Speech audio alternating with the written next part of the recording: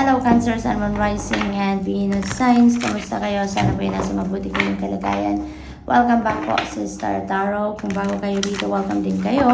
Thank you sa inyong support. I truly appreciate it. God bless you all. Tingnan natin ang mga mensahe ninyo for today.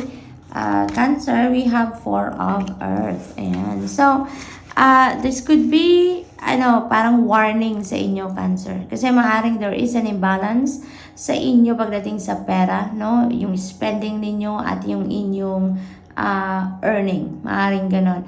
Maaaring hindi ninyo nababalanse yan sa ngayon, no? Kaya nire-remind kayo dito na be cautious with your money.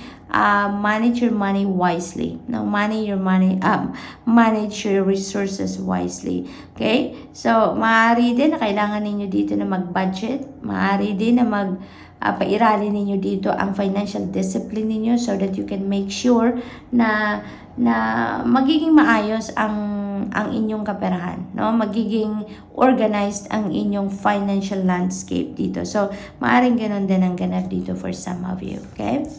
So, what else for Cancer? We have Nine of Water. Napakaganda because Cancer, this is a wish fulfillment energy. So, ibig sabihin yan na maaaring meron kayong wish ngayon na magka-come to fruition na. A wish is coming through at this time. Cancer, kaya this is an exciting period sa buhay ninyo, no? Na ngayon na, maaaring nakikita na ng Divine Universe na kailangan mo nang makuha or deserve mo na ngayon na makuha mo na kung ano man yung iyong minimithi. Kaya this is a time for happiness because makukuha mo na kung ano ang gusto mo. And aside from that, no, this is also time for happiness and excitement dahil for those singles out there, no, na Cancer, this is a period wherein maaring makita mo na, makilala mo na kung sino naman yung inyong magiging love interest, no? Maybe you're going to meet your love of your life na at this time, Cancer. So, good luck. What else? We have Knight of Earth. Napakaganda naman ito. Kasi this is a time of opportunities din, no? May mga financial opportunities na maaaring kumatok din sa buhay ninyo at this time. Okay? So, maybe may mga bagay din na inaasikaso si Cancer ngayon. Maybe you are also making plans or strategizing about something sa buhay ninyo sa ngayon. This is also a reminder for you, Cancer, no? Na sa lahat ng bagay na inyong ginagawa or sa lahat ng pagkakataon, nandiyan dyan ang inyong guardian angel. Lagi kayong ginagabayan, lagi kayong tinutulungan, lagi kayong tinutulungang mapagaanan kung ano man ang inyong mga pinagdadaanan sa buhay, regardless kung ano man yan. Ano? So, this is a reminder for you, nagpaparamdam sa inyo ang inyong guardian angel na lagi silang nandyan sa inyong tabi. Okay? Kaya you have nothing to worry about, you have nothing to fear, just call on your guardian angel and lagi yan tutulong sa inyo. No? So, ano lang yan? Prayer away lang, no? Prayer away lang siya. Kaya whenever you need help, whenever you need assistance from your guardian angel, huwag kayo magdalawang isip. Tawagin mo siya. Okay? We have the King of Water dito. Open your mind, open your heart, no? To whatever it is that is around you. Lalo na pagdating sa mga opportunities and possibilities. Lalo na din sa mga tao na willing tumulong sa inyo, willing na sumuporta sa kung ano man ang inyong kailangan. Okay? Learn to trust, no, other people. Use your own intuition, use your own judgment and discernment pagdating sa mga taong ganyan din. Kasi, di ba, hindi lahat ng tao na nasa paligid natin ay honest, ay talagang sincere sa inyo. Kaya, lagi ninyong gagamitin ang iyong intuition. Lagi ninyong gagamitin ang inyong pakiramdam pagdating sa pagtitiwala din sa tao, kung sino yung pagtitiwalaan ninyo. Okay? So, you are already intuitive, you are already a very sensitive person because you are a water sign. Pero ngayon, you are extra sensitive and intuitive. Your psychic abilities are on point. Malakas ngayon ang inyong pakiramdam, kaya gamitin nyo yan to your advantage. Okay? So, good luck, and that's all I have for you for today. Thank you for watching. Love and light. Namaste. Hello, Scorpio, Sun, Moon, Rising, and Venus signs. Kamusta kayo? Sana po nasa mabuti kayong kalagayan. Welcome back po sa Star Tarot. Kung bago kayo dito, welcome din kayo. Thank you sa inyong support. I truly appreciate it. God bless you all. Paunang mensahe ni Scorpio ay 5 of Fire. Ayan. So, maybe, may mga conflict dito, no? Conflict dito between you and another person. Maaaring may mga hindi kayo pagkakaintindihan with a group of people or with another person. Maaaring meron ditong mga kumbaga parang you are not on the same page. Okay? You are not on the same page with another person dito. Regardless kung ano man yung pinag-uusapan ninyo or kung anumang bagay yung pinagdidiscusan ninyo, parang hindi kayo komportable, no? Yun ang napipick up ko dyan. You may not be comfortable dealing with this group of people or with another person. So, yun ang napipick up ko dito for some of you. Maaaring meron kang ikinaka-worry dito or meron ka ditong hindi sigurado kaya nag-aalala ka, yung mga ganun ba, no? So, maaaring mga decision making din yan, ano? Maaaring meron kayong mga pinag-uusapan at hindi kayo nag-agree, kaya hindi nakakapag-desisyon. We have 6 of Air. This is beautiful energy kasi maaaring related ito dito sa 5 of Fire energy. Maaaring kung ano man ang hindi ninyo pagkakaintindihan dito sa energy na to with another person or with a group of people, feels like o aalis kayo dito sa sitwasyon na to. Now, feels like you're going to move on from this situation because it feels like it's either masusolusyonan na ninyong lahat yan, maaring mahahanapan ninyo ng solusyon. There may be compromise na mangyayari between you and those people or with that person, maaring gano'n magiging situation dyan. Kaya makakaalis na kayo dito sa 5 of Fire energy. So maybe you are finding resolution, no? Kung ano man ang hindi ninyo na pagkakaintindihan. Or maaring you are going to walk away from that situation. Kung hindi talaga kayo magkakaayos, you will not be on the same page, you may decide dito na umalis na sa sitwasyon na to. You may decide na iwasan, no, ang kung ano man ang sitwasyon na to. So mas pipiliin ninyo dito na umalis sa sitwasyon na to para na mas maging maganda ng inyong pakiramdam, mas makaiwas na kayo sa stress, mas makapag-move on na kayo sa buhay ninyo. You can focus on yourself, you can focus on your peace, on your happiness, no? Yung ganon. So, either way, maaring mangyari yon, depende sa inyong sitwasyon. So, maaring magkakaayos or maaring aalis kayo. You are going to walk away from whatever this situation is. So, maaring ganon ang ganap.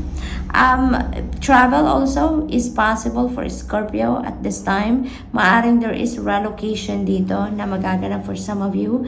Maaring you're going to remove yourself physically from this situation. Maaring ganun ang ganap, kaya babiyahe kayo at aalis talaga kayo physically sa sitwasyon na ito. So, we have 10 of Water. Napakaganda nito. This is something na talaga namang you will be feeling overflowing of joy. Magiging masayang-masaya kayo dito. Magiging talaga namang pursigido. You know what, Scorpio? Parang ito yung ito siguro yung sitwasyon na talagang matagal na ninyong pinagsisikapan, matagal na ninyong pinag-i-exertan ng effort, no? Yung happiness na to, yung domestic bliss, yung domestic happiness, yung joy na mararanasan ninyo or mararanasan ng buo ninyong pamilya. So, maaaring this is what you are working on for so long at ngayon, finally, maaayos na ang lahat at may experience mo na yung contentment, yung satisfaction, yung happiness, yung love, yung harmony sa loob ng inyong pamilya. So, maaaring ganun ang ganap dito. Dumaan na din ito sa 9 of water, which is a wish fulfillment energy. Kaya maaaring sa ngayon masayang-masaya kayo dahil nakuha nyo na kung ano yung gusto ninyo. Nag-come to fruition na kung ano man ang wini-wish ninyo for your family. Kaya maaaring masayang-masaya kayo dahil nakuha nyo na kung ano yung gusto ninyo, kung ano yung kailangan ninyo, no, ng buo ninyong pamilya ay maaaring nandiyan na din, no? Yung ganon. Kaya napakasaya. We have 5 of air. So meron tayong 5 of fire. Meron ditong 5 of air din. So, we have number 55 dito, no? This is synchronicity right here, Scorpio. So, I suggest, please look up for the meaning of number 55, okay? For more guidance. So, dito naman sa 5 of air, there could be something na talagang hindi ninyo naiintindihan. Maaring conflict din talaga ito with these people or with a person, or maaari din na internal conflict ito, no? So maaari kaya kayo hindi rin magkaintindihan with the rest of the people dito sa 5 of fire energy. It's because hindi ninyo nga maintindihan kung ano yung sitwasyon. Maaring you really is not understanding kung ano yung kailangan ninyong isipin dito, kung ano nga ba yung focus ninyo dito, yung mga ganun ba. Kaya talagang siguro nahihirapan kayong mag-decision dito or makipag-transaction, makapag-isip kung ano yung kailangan ninyong gawin dito, no? So, Scorpio, that's all I have for you for today. Thank you for watching. Love and light. Namaste. Hello Pisces, Sun, Moon, Rising, and Venus signs. Kamusta kayo? Sana po nasa mabuti kayong kalagayan. Welcome back po sa Star Tarot. Kung bago kayo dito, welcome din kayo. Thank you sa inyong support. I truly appreciate it. God bless you all. Pauna mensahe ni Pisces ay the world energy. This is such a beautiful energy, the world. Kasi this is a time for achievement. This is a time for accomplishments, kaya naman panahon din ito ng happiness, ng joy. Dahil, syempre, may mga ma-accomplish na kayo. Kung ano dito yung mga pinagsisikapan ninyo, kung ano man yung mga pupursigihan ninyo, this is the time na talaga namang makukuha na ninyo yan. Talaga namang maaano nyo na yan, matatapos nyo na, hindi ba? Kaya this is really a beautiful time or beautiful period sa buhay ninyo. Kasi, sa haba-haba din ng panahon na nagtrabaho kayo or meron kayong pinag-i-exertan ng effort, you know, this is a time that your effort is going to pay off. Lahat ng gusto ninyong mangyari ay maaari nang mangyari at this time, Pisces, no? With all the effort na ginagawa or gagawin ninyo. So this is really a beautiful energy.